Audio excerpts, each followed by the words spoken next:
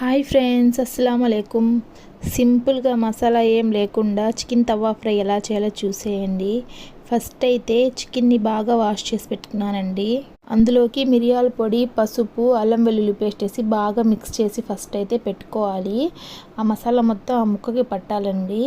ఆ తర్వాత అయితే అందులోకి కారం అలాగే ధనియాల పొడి ఇవి రెండు కూడా వేసి బాగా మిక్స్ చేసుకున్న తర్వాత ఇందులోకి అయితే ఈ ముక్క మునిగేంత వాటర్ అయితే వేసుకోవాలండి.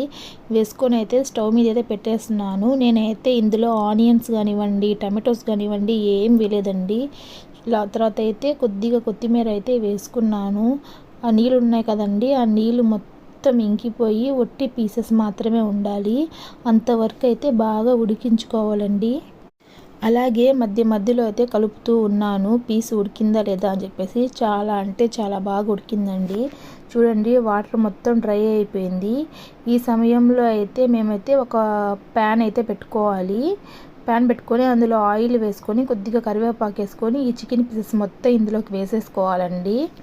మెయిన్ థింగ్ ఏంటంటే లో టు మీడియం ఫ్లేమ్లో పెట్టుకొని ఇది చేసుకోవాలండి. చాలా అంటే చాలా బాగా వస్తుంది, రెస్టారెంట్ స్టైల్ వస్తుంది. సూపర్ అండి.